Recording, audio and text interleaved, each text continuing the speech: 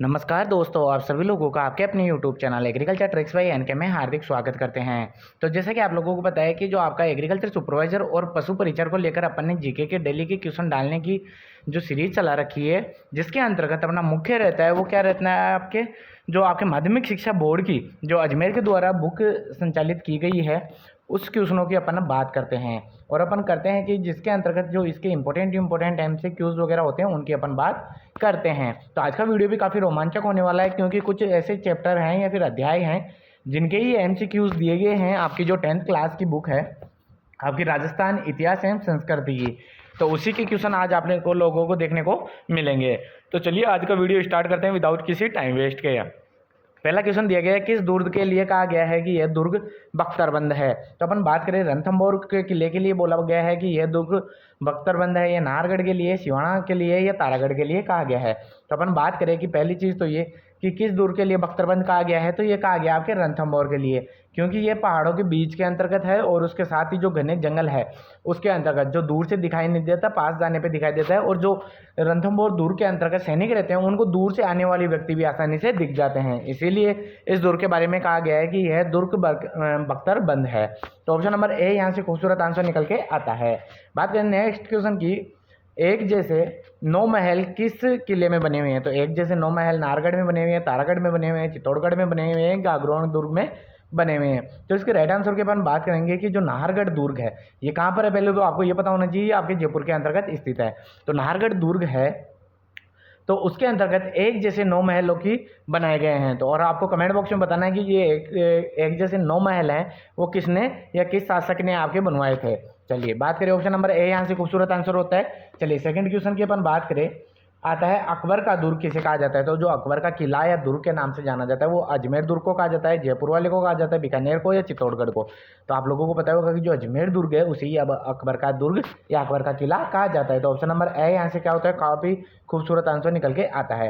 Next question की अपन बात करें, काफ़ी शानदार क्वेश्चन और काफ़ी बार पूछा गया क्वेश्चन, हर्षद माता का मंदिर कहाँ पर स्थित है। तो हर्षद माता का मंदिर आभानेरी के अंतर्गत है, पुष्कर में है, सालासर में है या माउंट आबू में। तो इसके जब राइट आंसर की अपन बात करेंगे कि जो हर्षद माता का मंदिर है वो आपके आभानेरी दौसा के अंतर्गत स्थित है। तो ऑप्शन नंबर ए यहाँ से क्या हो जाता है, राइट आंसर हो जाता है।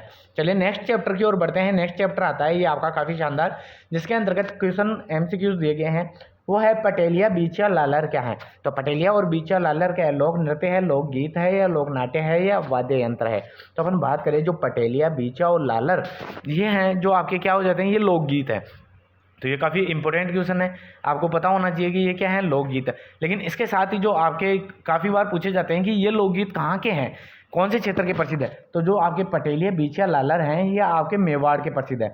क्या, मेवाड़ के। तो इसका विशेष रूप से आपको ध्यान रखना है। इसके साथ ही अगर और भी बात करें कि जो आपके पटेलिया हो गया, बीचिया हो गया, लालर हो गया, या फिर माछर के नाम से भी आता है, नोखिला भी आता है, थारी ऊँटरी असवारी हो गया, नावरी असवारी हो गया, शिकार आदि, ये क्या हैं, ये आपके लोकगीत हैं, कहाँ के, मेवाड़ के हैं। तो इन सभी का आपको थोड़ा मोटा मोटा ध्यान रखना है, कई बार पूछ लिए जाते हैं। बात करें लांगुरिया गीत किस देवी किससे संबंधित है।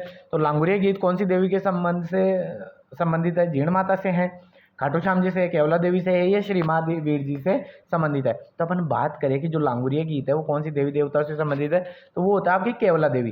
केवला देवी के क्या है कि लांगुरिया गीत गाए जाते हैं। तो ऑप्शन नंबर सी यहाँ से क्या हो जाता है, राइट आंसर हो जाता है। काफ़ी शानदार क्वेश्चन, काफ़ी बार पूछा गया क्वेश्चन। तो आप लोगों को पता होगा कि जो ये क्वेश्चन दिए गए हैं ये काफ़ी इंपॉर्टेंट क्वेश्चन है, क्योंकि हर एग्जामों के अंतर्गत पूछे जाते हैं। तो इसीलिए पूछे जाते हैं क्योंकि ये आपके जो माध्यमिक शिक्षा बोर्ड की बुक है उसके अंतर्गत साफ साफ दिए गए हैं। तो इनको अपने को विशेष रूप से आपको ध्यान रखना है। बात करें अल्लाह जिलाबाई का प्रसिद्धि का कारण क्या है। तो जो अल्लाह जिलाबाई थी उनका प्रसिद्धि का कारण क्या था, कि वो मांड गायिका थी, या नृत्य करती थी, या कुर्जा गायन थी, या रावणता जो वाद्य यंत्र था उसको बजाती थी। तो अपन बात करें जो अल्लाह जिलाबाई थी वो मांड गायकी के कारण क्या थी, आपकी प्रसिद्ध थी। और आपको बताना है कौन सी सॉन्ग के लिए ये प्रसिद्ध थी, वो आपको बताना है। चलो ऑप्शन नंबर ए यहाँ से क्या हो जाता है, राइट आंसर हो जाता है। काफ़ी शानदार क्वेश्चन। अब आते हैं आपके नृत्य से रिगार्डिंग। नृत्य की बात करें कि गिद्दड़ नृत्य का संबंध कौन से क्षेत्र से है। तो गिद्दड़ नृत्य है वो आपका मेवाड़ में किया जाता है, मारवाड़ में किया जाता है, शेखावाटी में किया जाता है, बाड़मेर में किया जाता है। तो अपन बात करें गिद्दड़ नृत्य है ये आपका शेखावाटी एरिया का हो जाता है। तो ऑप्शन नंबर सी यहाँ से क्या होता है, काफ़ी खूबसूरत आंसर निकल के आता है। बात करें कि नेक्स्ट क्वेश्चन कच्ची घोड़ी नृत्य, ये भी आपका कहाँ से, शेखावाटी से, इसका ध्यान रखना आप। कच्चा घोड़ी नृत्य है वो कहाँ पे किया जाता है, आपके शेखावाटी एरिया के अंतर्गत किया जाता है। इसके अलावा बात करें कि ये कब किया जाता है, होली पे किया जाता है, विवाह पे किया जाता है, तीज पे किया जाता है, नवरात्रों के समय किया जाता है। तो इसका राइट आंसर की जब बात करेंगे कि कच्ची घोड़ी जो नृत्य है वो आपका विवाह के अवसर पे किया जाता है। तो ऑप्शन नंबर बी यहाँ से क्या होता है, काफी शानदार एंड खूबसूरत आंसर निकल के आता है। चलिए बात करें आपके जो ढोल नृत्य है किस जिले से संबंधित है। तो ढोल नृत्य कहाँ पे प्रसिद्ध है, जालोर का है, सीकर का है, जयपुर का है या प्रतापगढ़ का है। तो ढोल नृत्य है वो आपका कहाँ का हो जाता है, जालोर का प्रसिद्ध हो जाता है। इसके अलावा बम आ जाए, बम नृत्य कहाँ का है, आपके अलवर भरतपुर का है। बम नृत्य कहाँ का है, अलवर भरतपुर का। और ढोल कहाँ का है, आपके जालोर का प्रसिद्ध हो जाता है। चलिए नेक्स्ट क्वेश्चन की ओर बढ़ते हैं। नेक्स्ट क्वेश्चन आता है आपके ख्याल से रिगार्डिंग, काफी शानदार क्वेश्चन है और काफी प्रसिद्ध क्वेश्चन है। बात करें लच्छी राम का संबंध किस लोक नाट्य से है। तो जो लच्छी राम का संबंध है वो कौन से लोक नाट्य से है, शेखावटी ख्याल से है, कुचामणी ख्याल से है, जयपुरी ख्याल से है या हेला ख्याल से है। तो आपको पता ही होगा जो हेला ख्याल है उसके जो प्रवर्तक थे वो कौन सा थे, शायरमल हेला, और ये आपके दौसा वाले एरिया में किया जाता है। बात करें कि अपन इसके राइट आंसर की लच्छी राम है वो कौन से नाटक से या कौन से ख्याल से संबंधित है, तो वो कुचामणी ख्याल से संबंधित हो जाता है। तो ऑप्शन नंबर बी यहाँ से खूबसूरत आंसर निकल के आता है। चलिए नेक्स्ट क्वेश्चन की अपन बात करें, चार बेद कहाँ का प्रसिद्ध है। तो चार बेद आपके दौसा का प्रसिद्ध है, टोंक का प्रसिद्ध है, जैसलमेर का है या कोटा का है। तो इसके जरा राइट आंसर की अपन बात करेंगे, जो चार बेद है पहले तो आपको ये पता होना चाहिए, जैसे आपने कई मूवियों वगैरह देखे होंगे तो डबली बजाते रहते हैं और घुटनों के बल बैठकर वो जो कव्वाली गाते हैं ना, उसे ही वो चार बेद उसी स्टाइल में किया जाता है। तो ये चार बेद का प्रसिद्ध है कहाँ का है, ये आपका टोंक रियासत का या फिर अपन वाले टोंक जिले का आपका प्रसिद्ध है। तो ऑप्शन नंबर बी यहाँ से क्या हो जाता है, राइट आंसर हो जाता है। चलिए नेक्स्ट क्वेश्चन अपन शानदार क्वेश्चन, काफी बार पूछा गया क्वेश्चन की बातारी फुलवारी किसकी रचना है। तो जो बाता की फुलवारी है या बातारी फुलवारी है वो किसकी रचना है, आपके मालचंद तिवारी की है, लक्ष्मी कुमारी की है, जो श्रीलाल हैं उनकी है या विजयदान देता की है। तो आपको पता ही होगा कि बातों की फुलवारी यानी कि जो बातों की फुंवारे मारते हैं वो कौन मारेगा, जो विजय होगा, है ना। विजय होने के बाद में तो फुंवारी उड़ती है उनकी बातों की, हाँ उसने ऐसे कर दिया, ऐसे कर दिया, ऐसे कर दिया। तो इसके रचयिता कौन है, विजयदान देता है। तो आपको ध्यान रखना है कि विजय होते ही इंसान की क्या होती है, बातों की फुलवारियाँ उड़ती है, यानी कि बातों की फुलवारियाँ बनना स्टार्ट हो जाती है। तो ऑप्शन नंबर डी यहाँ से क्या होता है, खूबसूरत आंसर हो जाता है। बात करें कि इस काव्य ग्रंथ में किसी राजा की कीर्ति, विजय या फिर अपन बात करें कि जो आपके युद्ध वगैरह होता है या वीरता वगैरह होती है आदि का वर्णन होता है, उसे अपन क्या कहते हैं। तो इसका विशेष रूप से आपको ध्यान रखना है कि उसे अपन क्या कहते हैं, उसे अपन रूपक कहते हैं, रासो कहते हैं, विगत कहते हैं, वैली कहते हैं। तो आपने सुना होगा कि जैसे कई रुक्मणी वैली हो गया, विगत हो गया, रासो वगैरह हो गया, रूपक हो गया, है ना। तो इसके अंतर्गत जो अपन बात करें कि किसके अंतर्गत आपके लिखा जाता है, जिससे कि आपके जो कीर्ति वगैरह हो गई कि कीर्ति का भी आपके उसके अंतर्गत किया जाएगा बखान। इसके अलावा जो आपके विजय हो जाए या युद्ध वगैरह होता है उसके बखान किए जाते हैं, वो किस में किए जाते हैं।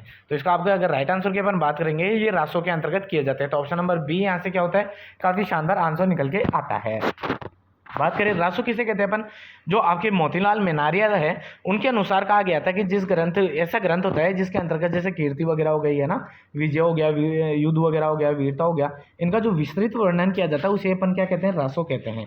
इसके अलावा अपन बात करें रूपक की, रूपक के अंतर्गत क्या होता है, किसी वंश या व्यक्ति के विशेष की उपलब्धियां होती है ना, उसको दर्शाने की कृति होती है, उसे अपन क्या कहते हैं, आपके रूपक आ जाता है। जैसे कि आपके गजगुण रूपक हो गया, रूपक गोगा देजीरो हो गया, है ना, राज रूपक हो गया।